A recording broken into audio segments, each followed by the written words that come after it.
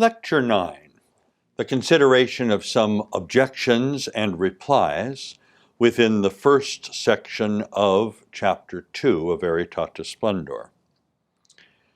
An important part of John Paul II's second chapter is devoted to raising some of the very typical objections that one hears and providing appropriate responses to this idea of the natural moral law that is so central to his position that the natural law in union with the divine law are for human good and are not alienating, not objectifying, not things that alienate a person from himself.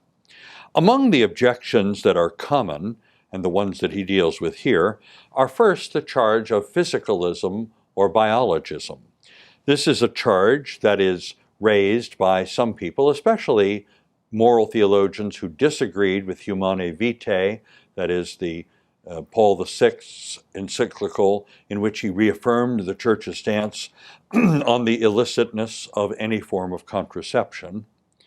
This is a charge they raise against any appeal to nature, as though nature were only biological and didn't pertain to the spirit or the psyche. We'll deal with that in due course. But the name of the first group of objections is biologism or physicalism.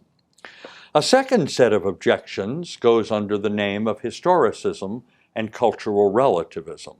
This is a set of objections against nature that comes from a sense of time and change and the constructed nature of human society.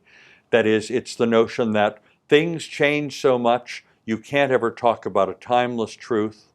You certainly can't talk about moral norms that are anything more than cultural norms if they're not relative to some smaller group within a culture, perhaps a family or a tribe or maybe just a person. So the second set of objections is relativism and culture and cultural relativism and historicism.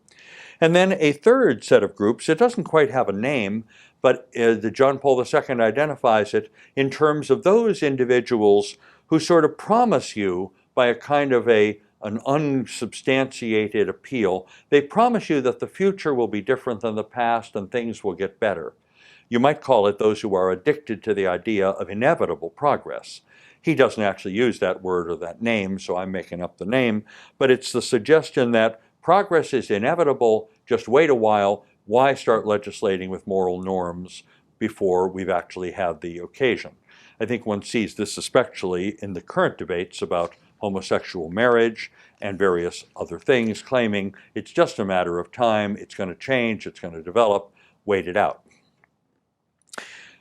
One bit of background. It's very interesting to me when I think about John Paul II's respect for the natural law tradition and his own very creative use of the idea. I think it's interesting to review for just a minute how it is that the papacy and papal encyclicals came to stress natural law theory so much. As I've indicated before, natural law, the notion of natural law, does originate not with Christians but among the Greeks. Aristotle, Sophocles, the Stoics. It gets picked up in Roman culture and developed a bit. Cicero's development of it in the De Republica is remarkable.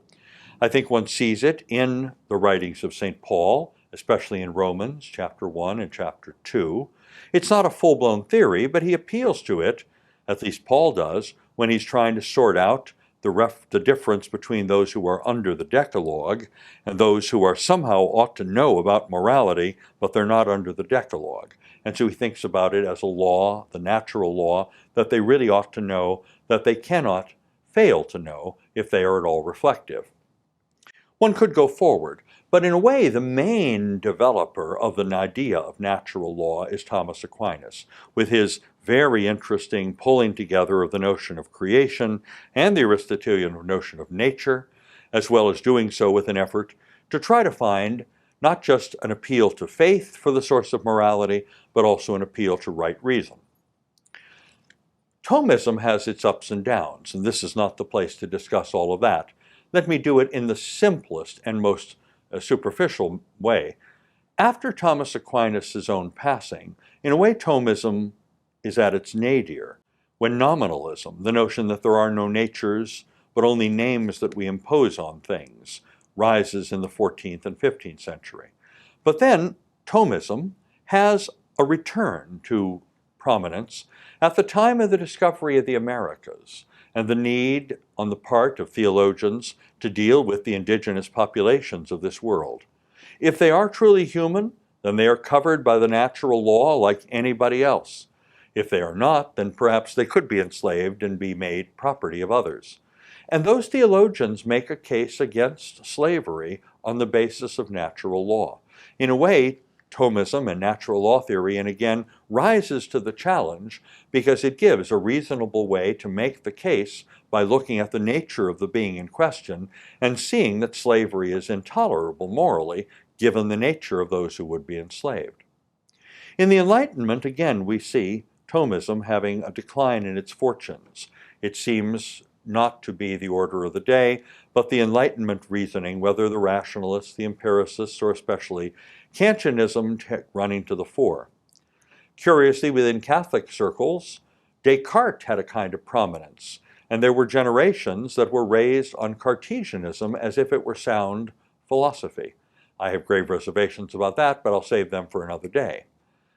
Toward the end of the 19th century, and here's the point I really want to get to, toward the end of the 19th century, after the Industrial Revolution, after major social revolutions in Europe, after tremendous numbers of people coming in from the farms into the cities to work in the factories with all the social disruption that that entails, after the political movements, especially associated with a certain brand of political liberalism, questioned the Ancien Regime and the sometimes unfortunate connection between the church and the aristocracy, there were revolutions in Europe, 1830, 1848, 1870. We eventually saw the loss of the Papal States. My own suspicion is that while the popes didn't initially like the loss of the Papal States, that once they got used to the idea, I think they woke up in the morning saying, "Thank heavens I don't have to deal with the problems of the Papal States." It took some coming to that. Pope Pius IX, the one under whose papacy the Papal States were definitively lost, became a kind of prisoner of the Vatican. But his successor, Leo XIII, in a way is a hero of this story. Because as a pope who now succeeded Pius IX, he was so deeply aware of the need of the large masses of Christians, of people in general, crowded into the cities and the enormous revolution in social order. And he said the church has to make a significant contribution to the understanding of proper social order. He was very alert to this. And he was alert to a theme that I think gets far too little press in discussions of Catholic social teaching. Again, not our main concern here, but let me mention it in a simple way. I would hold in my own voice that authentic Catholic social teaching is from the beginning, from the Gospels, and that it always has three areas of focus. I think that Catholic social teaching always has an economic consideration. I think it always has a political consideration. But thirdly, it always has a familial and cultural focus. And that those three need to be interwoven. There is a concern, if you do something in the economic order, it will have impact upon the familial and cultural order, and so on with the other relationships. In the various documents that the Church issued in the course of history, there often tended to be focus on just one or on just another in order to deal with it, but I don't think it ever meant that the issues were to be treated in isolation. As long as there was a Christendom, that is, a Christian society that was also a juridical order, where there were Christian emperors and Christian kings and Christian princes and Christian dukes, I presume it went down to the level of Christian dog catchers. As long as there was a juridical Christendom, you could do social policy in the way that authority can do it. But with the end of Christendom as a juridical entity in the 19th century, and the rise of liberal states, secular states, no longer could you enact Christian social theory by fiat or by authority. So what Leo XIII did was to begin the articulation of Catholic social teaching, which had been from the time of the Gospels, to enact it and to articulate it in the encyclical form, trying to combine faith and reason, trying to show what revelation said about social theory, trying to show what reason says about social theory. And interestingly, when Leo does this in his great encyclical Rerum Novarum, 1891, which is often thought of as the beginning of Catholic social teaching, but falsely, because Catholic social teaching comes from the Gospels. It is one of the first major papal encyclicals on the subject, but not even the first in that tradition. He does a wonderful job, and each pope thereafter has in some way contributed to the articulation of Catholic social teaching. One thinks of John Paul II, whose works we are discussing, and his own contributions in Labrum Exercem on the dignity of the worker. Solicitudo Rei Socialis, which is a kind of corrective to the encyclical Populorum Progressio by Paul VI, a little more realistic sense of what human development means. And then Centesimus Annus, after the fall of communism, and now trying to set a direction for especially the West, but for all the world, with respect to how social theory ought to be organized. In doing all of that, it begins with Leo XIII, and here's the story. In order to give people time to get the natural law theory up to speed, particularly to give moral theologians, like the ones we're talking about, the opportunity, because they hadn't been studying it. They had been Cartesians, they had been something else. In order to give them the time, Leo's first encyclical in 1879 is called Aeterni Patris, and it's a call for the rediscovery of Christian philosophy, scholastic, neo-scholastic philosophy in general, a certain pride of place to Thomism, not that it's the only game in town, but a 10-year lead time, getting people used to reading Thomas Aquinas' texts again, and to thinking in terms of his categories about the integration of creation and nature, thinking about his category of natural law. I really do believe that Leo had it in mind to articulate Catholic social teaching in terms of natural law, but as a good teacher, he gave a good 10 years lead time for the introduction and deepening of the idea before he would use it. And then, even before he wrote Rerum Novarum on economic matters in 1891, he had produced some 8 encyclicals on political aspects of Catholic social teaching, perhaps a bit less known, but interestingly, a number of them quoted in Veritatis Splendor, attributing to Leo the genius of seeing the need for this concern with natural law as the most plausible vehicle for the communication of the Catholic vision in terms that the world can understand. Nature, the norms of nature, the powers of reason to discover the norms of nature, always seen against the backdrop of the divine creation of nature, and hence the divine source of the authority and obligation that natural law entails. With that as background, and this homage to Leo XIII, John Paul II, who writes Centesimus Annus in 1991, filling out a 100th anniversary of Rerum Novarum in 1891, and with due respect for what the accomplishments of his predecessors, just as Leo XIII had to deal with socialism and communism and evolutionism and various other phenomena that he had noticed and that prompted Rerum Novarum, John Paul II undertakes a review of the attacks on natural law in our own day. He begins with the notions that emerge in the time of the Renaissance and the Reformation, these deep concerns about whether nature can ever be normative, and the inclination ever since the Renaissance, but particularly prominent in the Enlightenment, to think of freedom and law as necessarily in conflict, whether it be the utterly deterministic investigations of the physical sciences, the other efforts at the objectification of human nature, the exaltations of technological progress, all done in company with a certain Enlightenment brand of political liberalism. So on the one hand, what you have are claims that subject humankind entirely to nature, to determinism, and really question whether there is freedom, but then in a split personality kind of way, taking the Cartesian division between nature and reason, taking the Kantian division between the order of phenomena and the order of the practical reason within us, these utter dichotomies, these almost schizophrenic divisions, suggesting that nothing in the realm of nature can be free. The only thing that can be free is in the realm of the mind, and the only way to keep the realm of the mind and the realm of the will free is not to let it be ruled by nature.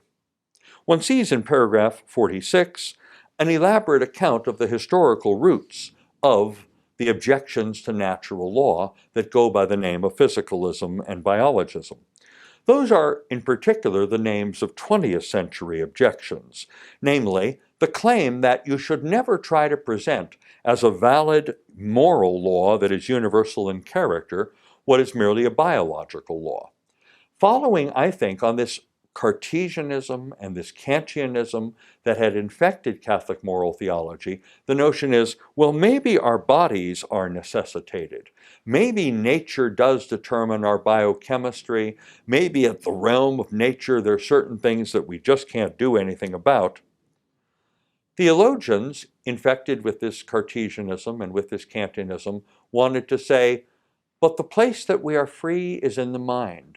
And what we need to do is to be creative in our solutions, finding solutions to the nasty consequences of our nature when our nature cannot be controlled, and instead devising the kind of solutions that will, by a determination of our reason, now reassess what a moral norm is. One sees the attack in earnest begin after the publication of Humanae Vitae.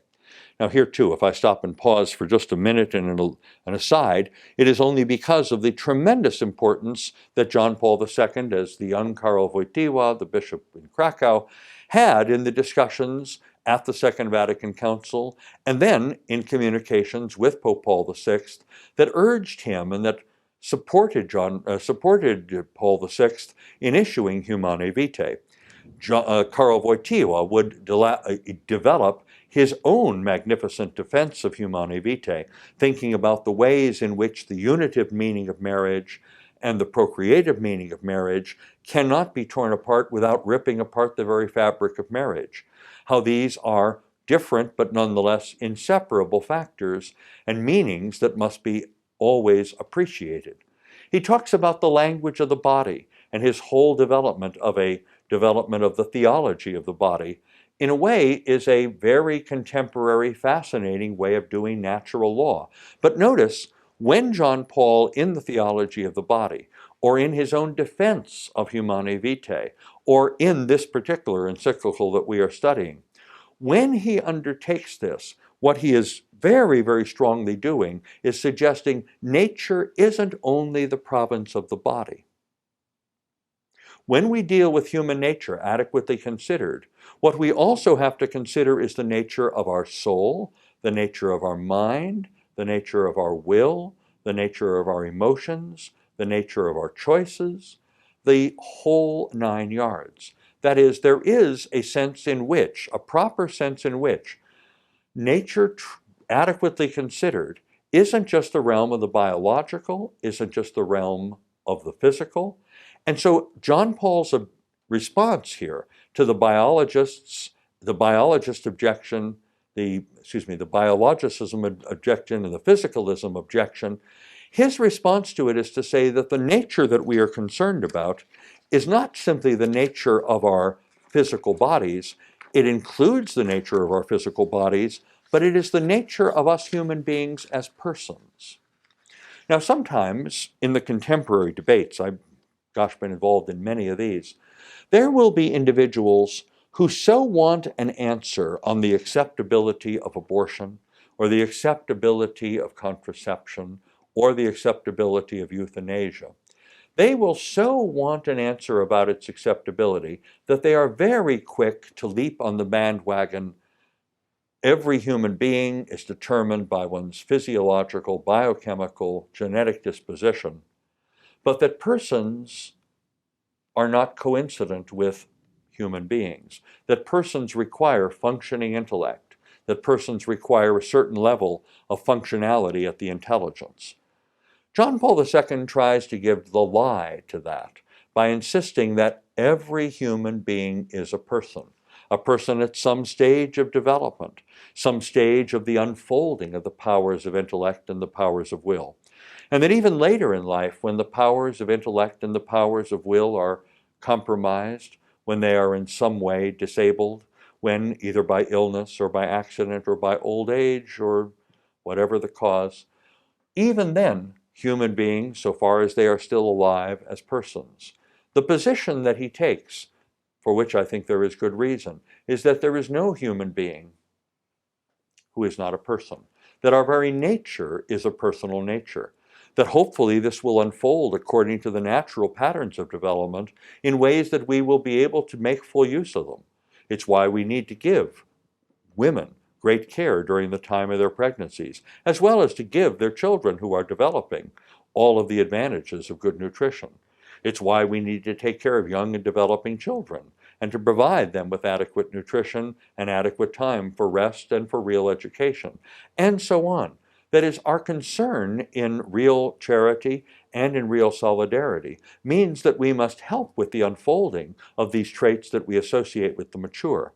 But we should not define persons only by functional ability. And that part of what John Paul II is wrestling with here is this inclination to treat only the sphere of freedom and intelligence and decision with the personal, and to think of the body as a realm of the natural. There is a Manichaean split there.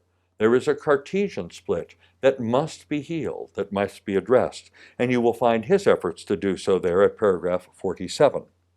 In paragraph 48, he turns to the related question about the relationship between freedom and nature, that is, in focusing us on a proper understanding of the natural moral law. He identifies not only these Cartesian and Manichaean splits, but he also attacks the Enlightenment splits, that is, the notion that freedom and law are at opposition, and that freedom and nature are at opposition. Because those inclinations on the part of Enlightenment, utilitarian, pragmatic, various kinds of thinking associated in that dimension, very frequently they see the human body as if it were mere raw material. One of the articles that I'd love to write someday, I have the title of it, though I haven't written the article, is Even Plastic Snaps. The notion that things are perfectly able to be changed and manipulated at one's leisure. I think that it is fairly obvious that the human being is a kind of plastic sort of thing that can bend. We have so much more flexibility. But even plastic snaps at a certain point. And what one has to do is to know what human nature is, what its limits are, and what its potentialities and its powers are, and that healthy respect will give us a respect for the nature of persons and not think of the human body as merely raw material. It is for this reason that I believe that John Paul II spent so much time articulating a theology of the body, because he is quite convinced that the body is not just raw material to be used as we like or as far as we can, dealing with the consequences as best we're able, but rather that the body has a meaning already in its bodiliness, and that there are moral values that are written into it by God. When one thinks of the beautiful things that he says, for instance, about spousal love, and the ways in which true spousal love respects the meaning of one another's bodies and starts to bring out together the love and the charity that marriage is designed to live for a couple, one sees the way in which there is a proper use of freedom rather than an arbitrary use of freedom for reconfiguring things according to one's own preferences and designs. John Paul also makes the point here and in subsequent chapters, and I think it's absolutely right, freedom can't be thought of apart from the body, because no act of our freedom can ever be realized without a body. I mean, imagine if you were to think of just your mind as the center of freedom, but you couldn't ever enact it. If you said, I want to go and get an education, but couldn't ever go and study. Or if you wanted to find something delightful to make as a dinner for someone else. I think of the beauties of, for instance, of the film Babette's Feast, and the way in which she uses even the humble activities of making dinner as a way in charity to win over those who had grown cold in their bitterness. If one wanted to make any particular free choice, go ahead and do it, but don't involve the body. And one would see that the choice that one is allegedly making is pretty empty. It's a matter sometimes of using the body. It's a matter of sometimes of refusing to use the body. and holding fast against certain inclinations or against certain pressures, because our freedom does come from that power which is within the mind, but it is expressed in how we choose to use the body, this way or that, whether to use the body at all or to choose to refrain from using the body. And even the choices when we choose not to do something are bodily choices. Our bodies are the way in which our freedom is expressed. And Pope John Paul II at great length develops that notion that is precisely in the body that our freedom finds its actualization. He will be very much the theologian of the human act. We will consider more of that when we get to section 4 of chapter 2. Here his concern is to repudiate the objections that have been made to natural law, and especially to those utilitarian objections which amount to try to calculate morality by merely calculating consequences and values. Sometimes the theologians of that persuasion have tried to suggest that nothing has any moral value until we make a choice of it. And so that what they like to do is to count up the pre-moral goods and the pre-moral evils, and then to think that morality will simply be a matter of calculating consequences. What John Paul II insists instead, and you find his elaborate reply to that notion that you could, in a utilitarian system, simply calculate the pre-moral goods and the pre-moral values, is to suggest that the only freedom worthy of its name is the freedom of a human person, the freedom of an embodied human person who knows the truth about the body as well as the truth about the psyche, and uses this knowledge of human nature to understand what its purpose is, what its destiny is, what its possibilities, what it is for which God has designed it, and that in doing so, one will have a much healthier, more mature, more complete sense of freedom. It's no surprise that in responding to these various objections, as I named them at the beginning of the lecture, that he makes such a strong case here toward the end of the first section of chapter 2 about the unity of the person as body and soul. From the very beginning, with Plato, one had that tendency to think of the person as purely the soul, inhabiting the body, maybe being enchained in the body as a prison. With Descartes, one has this radical split between thinking substance and extended substance. With Kant, there is an inclination to do the same, and to think about only the mind and its self-legislative capacities as the real seat of value and dignity and autonomy. But the world that is extended, the world that is physical, the world of natures, Kant thought that at best we could approximate those things. We can't ever really know them, let alone use them to get to a knowledge of our Creator. With figures like Locke and Berkeley and Hume, the self progressively disappears into the mere realm of appearances. My point is not to go simply on an untutored survey of the history of modern philosophy, but for all the good that it did in calling attention to some things, it did many things which tended to eviscerate a healthy knowledge of nature. So what do we do instead? Beginning at paragraph 49 and continuing into paragraph 50, what we focus in is on the good cholesterol sense of the natural law and the good cholesterol sense of what freedom in relation to that law is. Namely, that the natural law refers not just to things at the biological level or at the physical level, but refers to a rational order that is created by the Creator and implanted within us for us to discover, so that once discovering it, we can use it to order our life and our actions, the actions of our bodies and the actions of our minds. There is, indeed, in a very deep sense, the roots of human dignity here. Human dignity is made in God's image and likeness with a power of reason that pervades the whole of the person and the real unity of our existence. At paragraph 51, Pope John Paul II again quotes a line of Scripture, and he does so in the effort to try to remind us of where to get moral wisdom. He quotes from Matthew chapter 19, verse 8, "From the beginning it was not so." That, of course, is from the famous dialogue that Jesus has with the Pharisees about the inappropriateness morally of divorce and remarriage, that Moses had allowed it to the people because of the hardness of their hearts, but from the beginning it was not so.